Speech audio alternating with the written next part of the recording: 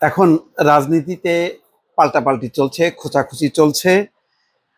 এক পক্ষ আরেক পক্ষকে কথার মারপ্যাচে বা কথার তীরে বিদ্ধ করছে। সালাউদ্দিন আহমেদ আজকে জবাব দিয়েছেন জামাত নেতার বক্তব্যের।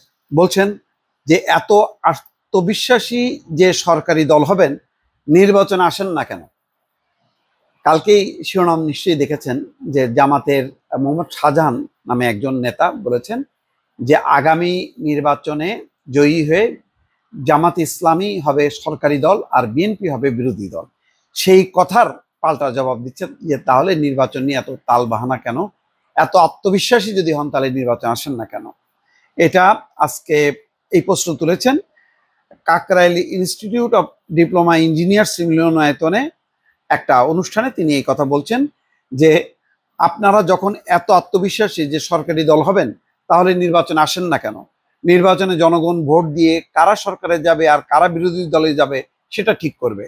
আজকে এক বাহানা, কালকে আরেক বাহানা, এসব অজুহাত দেখিয়ে কেন আপনারা নির্বাচনকে বাধাগ্রস্ত করতে চান? এইটা এটা ঠিক, একটা নির্বাচন নিয়ে একটা অনিশ্চয়তা আছে। কারণ পিআর পদ্ধতিতে নির্বাচন হতে হবে, সনদ বাস্তবায়ন করতে হবে, জাতীয় পার্টি সহ 14 দলকে নিষিদ্ধ করতে হবে, নানান রকম দাবি আছে, প্রায় 5 থেকে 6টি দাবি।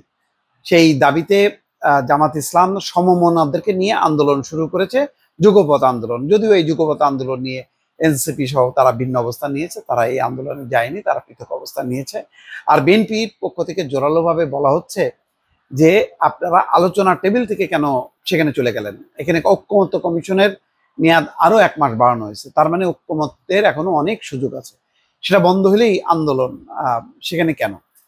তো জামাত ইসলাম সম্ভবত দুইটাই, আলোচনার টেবিলেও তারা জোরালো বক্তব্য রাখতে চায়, আবার মাঠের আন্দোলনটাকেও চাঙ্গা রাখতে চায় নির্বাচনী একটা কৌশল হিসেবে। আমি বারবার এটা বলি যে এই আন্দোলনটা নিয়ে খুব বেশি জামাত ইসলাম এগোতে পারবে না, কারণ এটা অস্বীকার করার উপায় নেই যে বর্তমান সরকার, এই সরকার হলো জামাত আশীর্বাদ পুষ্ট, এই সরকার বিএনপির আশীর্বাদ পুষ্ট, এই সরকার অন্তত ঐক্যমত্য কমিশনে যে 30টি দল অংশ নিয়েছে সবারই আশীর্বাদ পুষ্ট। সুতরাং এখানে ইউনূস সরকারের বিরুদ্ধে আন্দোলনের কিছু নেই।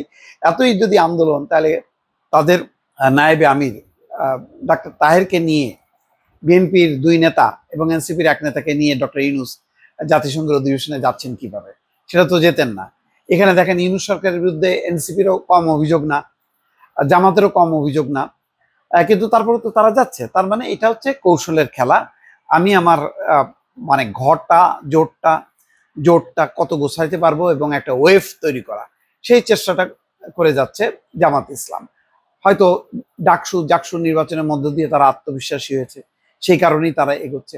কিন্তু বিএনপি মনে করে যে তারা যদি নির্বাচনে অংশ নেয় এবং তারেক রহমান তখন পার্টিসিপেট করবে, বেগম খালেদা জিয়া পার্টিসিপেট করবে, এই ধাক্কাটা সামাল দেয়া জামাতের পক্ষে সম্ভব না। কারণ বিএনপি একটা মাস অর্গানাইজেশন, এখনো তারা পরিপূর্ণভাবে নির্বাচনী কাজে নামেনি, কিন্তু জামাত কিন্তু একদম পুরো দমে নেমে গেছে। তো এখনো অনেক কিছু বাকি আছে বিএনপির, সেই খেলাটা এখনো বাকি আছে। সেই কারণে সালাউদ্দিন আহমেদ অত্যন্ত আত্মবিশ্বাসী যে ঠিক আছে, আপনারা যদি এতই আত্মবিশ্বাসী হন, অর্থাৎ পাল্টা চ্যালেঞ্জ ছুড়ে দিলেন, তাহলে নির্বাচনে আসেন, নির্বাচনী মোকাবেলা হোক। দর্শক, দেখা যাক, এই ধরনের কথার পাল্টা পাল্টি আমরা রাজনীতির অঙ্গনে আরো দেখতে থাকবো। দর্শক, ভালো থাকবেন। আল্লাহ হাফেজ।